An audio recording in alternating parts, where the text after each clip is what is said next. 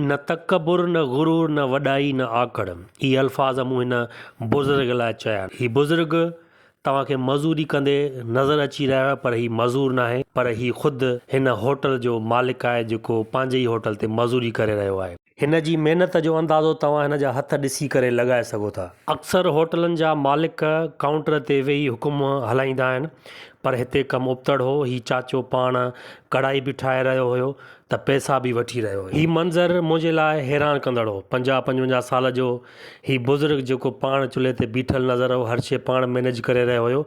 हिन जे चहिरे ते अजीब सुकून सां गॾोगॾु हिकु मुस्कुराहट बि शामिल हुई। हीउ मंज़र ॾिसी दिलि सोचण ते मजबूर बि थिए थो त वॾी उमिरि जो बुज़ुर्ग हिमत नथो हारे त पोइ नौजवान छो सुस्ती ऐं लाचारी जो बहानो करे पंहिंजो वक़्तु बर्बादु करे रहिया आहिनि। ढाबे टाइप ही होटल बदीन शहर में मौजूदु आहे ऐं असां हिते राति जी मानी खाइण आया हुआसीं। बदीन गोलार्ची वारे रोड ते ही होटल आहे।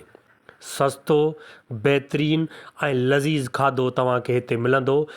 तव्हां बदीन जा आहियो त हिन चाचे खे सुञाणींदा हूंदव। अगरि बदीन जा न आहियो ऐं बदीन घुमणु वञो था त हिन चाचे जे होटल ते ज़रूरु चकर लॻाइजो। तव्हांखे बहितरीन खाधो मिलंदो, ज़ाइकेदार मिलंदो ऐं सस्तो बि मिलंदो। बदीन शहर में मुंहिंजो ही दोस्त आहे, अचो त मां तव्हांखे हुन सां मिल रहिया। भाउ सैफुल्ला बुलेदी असांखे हिते ई वठी आयो मानी खाइण जे लाइ, ऐं असांखे चई त अचो त तव्हांखे मां होटल जी मानी खारायां। हुनजो जेको आहे सो मानी तमामु घणी ज़ाइके वारी आहे। सो ॾिसो भाउ सैफ, तव्हां छा चवणु चाहींदव? हा, ऐं इहो चवणु चाहींदुसि त माशाल्लाह चाचा जी मानी में मोहबत आहे, ख़ुलूस आहे ऐं माशाल्लाह टेस्ट बि आहे।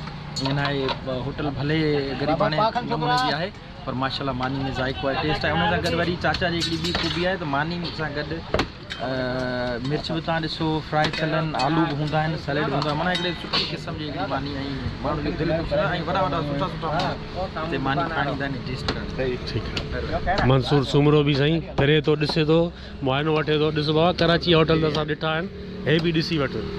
जेकॾहिं अवां ईमानदारी ऐं साबित क़दमीअ सां आला ऐं सचनि कारोबारी असूलनि ते हलंदा रहंदव त उन जा अवां लाइ ईंदड़ वक़्त वारा नतीजा निकिरंदा ऐं अवां ते पंहिंजे मुलाज़िमनि ऐं ग्राहकनि जो वधि में वधि एतबार थींदो। गॾोगॾु अवां जो कारोबार वधीक पखिड़िबो, सुठा कारोबारी मौक़िया पैदा थींदा जेके उन दौलत खां बि वधीक दौलत गॾु थियण जो सबबु बणिबा, जेका बेईमानी वारनि पॉलिसियुनि जे नतीजे में थोरी मुदत लाइ कंहिंखे मिले थी। दोस्तो, जेको भरोसो आहे न, उहो हर अॻुवाण जे किरदार वारी इमारत में बुनियाद जी हैसियत रखे थो, जंहिंजो असल मुंड ईमानदारी आहे। यार, हिन होटल जे बारे में ॿुधायो। मानी तव्हां माशाल्लाह गैदरिंग आहे तव्हांजी दोस्तनि जी, ऐं राति जा हिनमहिल 10 था थियनि पिया। तव्हां हिते छा खाइण आया हो? असीं त मानी खाइण आया हुआसीं। अच्छा। मानी माशाल्लाह VIP मानी आहे हिते, इन करे हिते ईंदा आहियूं। VIP कढ़ाई ठहंदी आहे हिते। सही, ज़बरदस्त। भाई हिते असां मानी खाइण आया हुआसीं, माशाल्लाह VIP कढ़ाई खाराऊं त ॾाढी बहितरीनु लॻी।